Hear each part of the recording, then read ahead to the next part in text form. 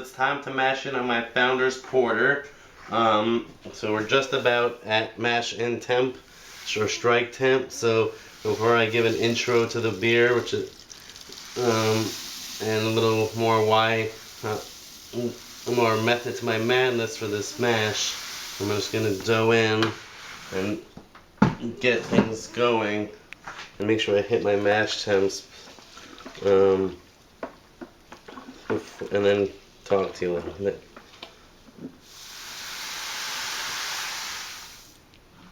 That smells good.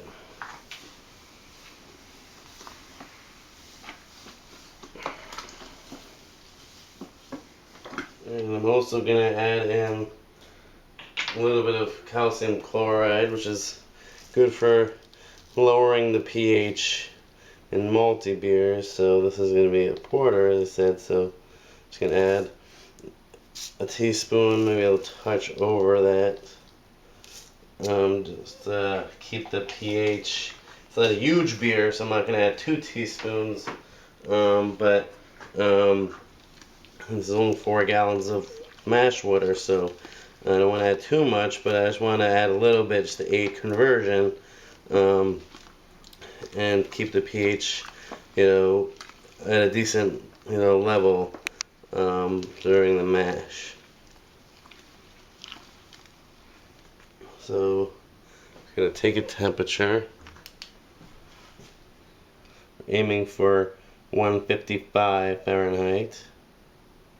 I mashed in about 165, 166, or 54.6 or 7. So just under my mark.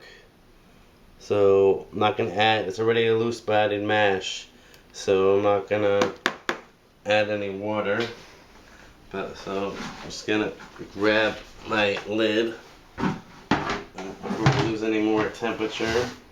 Half a degree or even a degree isn't terrible in either direction when you're mashing. I might actually put a blanket on top of this just to hold that 154.5 or 6. And the reason it's a light-bodied mash is that I'm planning on adding the dark grains at mash out, and I want there to be enough water already in there to welcome the new grains. So I'll do Vorloff, I'll take most of my first runnings, put in the dark grains, put in the mash out water, mix it up, get it up to 168, and then maybe even add some calcium carbonate just to keep the pH regular and maybe even higher a little bit, because the enzymes in the dark malts might raise the pH just a little bit. So again, this is a Founder's Porter clone.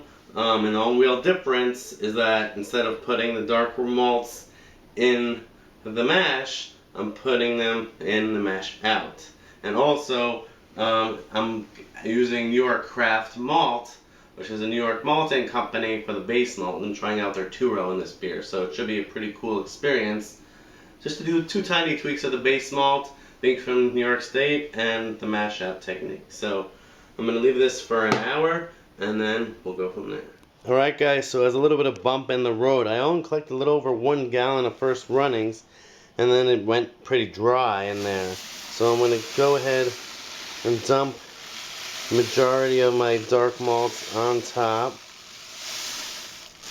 because I did get a little over the 1.5 pounds total when I was weighing it out. So I'm just going to save the last maybe ounce or so and add it during the spar. It does smell nice and coffee-y. And then I'm gonna try to doing this one-handed. Have the calcium carbonate, so I'm gonna add in. It says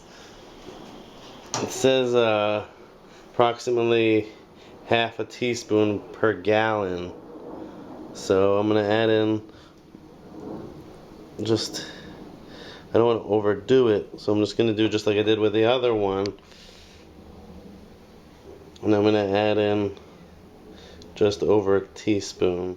Alright, so I apologize for that quick ending of the last clip, but I panicked a little bit with how much calcium to add, and how I was going to, pick up the hot small pot there with my mash out water in, and especially because I didn't have my tripod handy to film it. But now I decided to add 2 full teaspoons of calcium carbonate because it says it lowers acidity.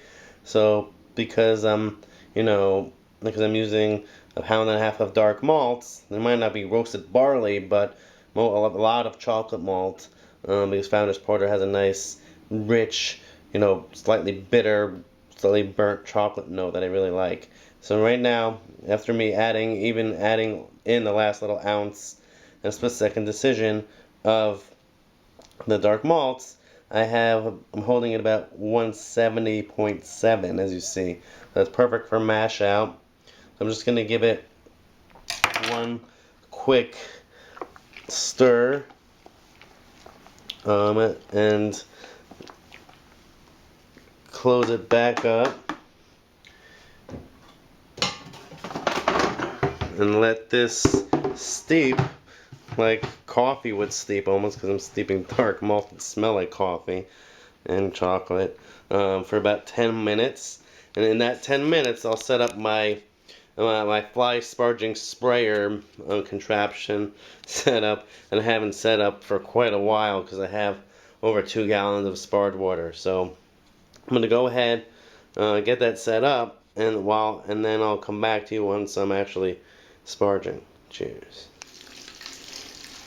Alright guys, as you see guys, I'm sparging in my grains, and one thing that actually happened this time, which also happened with my Pilsner, is that I should not have put the lid back onto the top of my mash tun, mash lauter tun I should say, while it was running off, because what that happens is it causes some of the liquid, some of the wort to reabsorb into the grain, and it makes it seem like the liquid level in there is too low when it's really not. So that happened again this time. So I heated my sparge water up extra warm, so the temperature will last longer, and so I could just reestablish, an inch over the grain bed, and make sure that, it doesn't collapse on me or compact on me during the sparging process.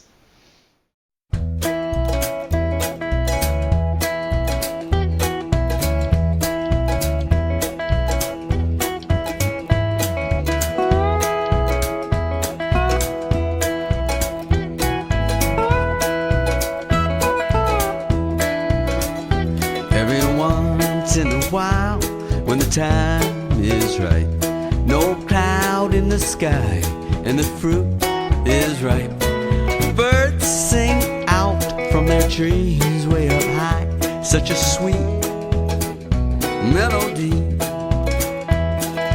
Little rose, sweet thing, take me by the hand, let me off at the promised land. And I ain't looking back, and I ain't coming down from that mountain way up high. And I know. Hey guys, so we're here at the end of the boil. I'm pretty much done cooling down the wort. And as you see here, I filled my fermenter. As it was finishing cooling, I have to shut off my pump after I film this.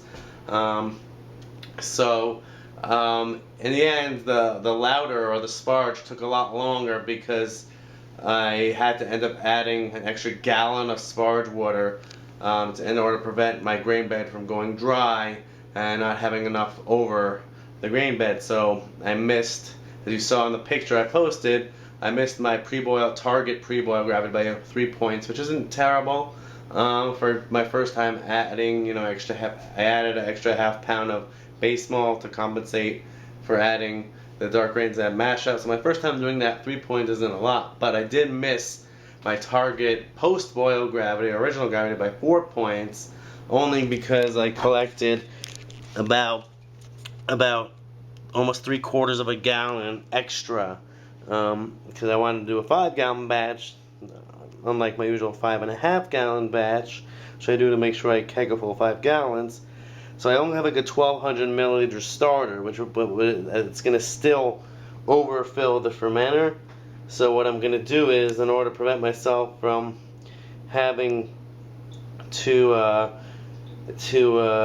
a huge blow off, or to overfill the fermenter for that matter, I'm gonna take my beer thief and just take off, until I feel it's at the 5.5 gallon mark, or maybe even below that, and then, aerate my wort and pitch the start.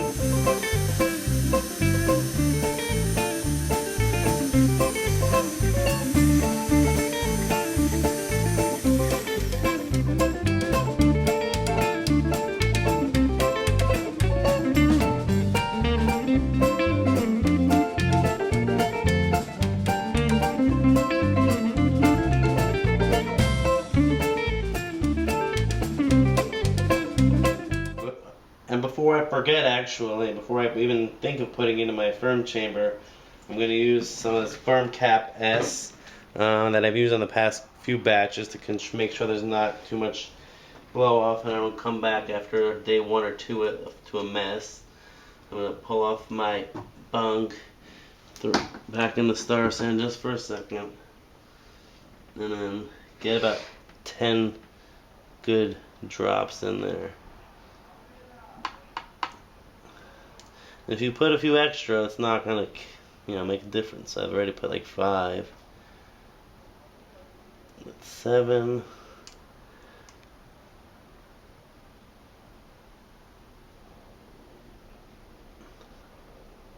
Right, that's at 12 or 13 because I have 5.5 gallons. So that should give me a good insurance policy against blow-offs. If I need to add more and up it to more than 2 or 2 and a pinch per gallon in there, then I will. But this isn't such a high gravity beer. It's only 1063 beer, so it should be good. But I do recommend doing it for any beer, especially when you have more than 5 gallons in a 6 gallon carboy. You have like just shy here of 6 gallons, like 5.7 of a nice dark brown port. So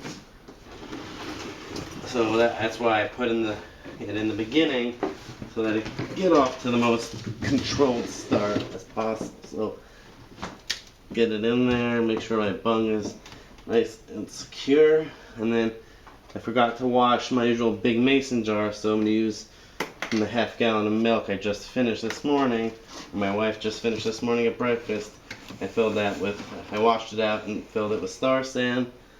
So the only thing I have left to do is my usual insulating the probe and turn it on, and then we're good to go. Cheers.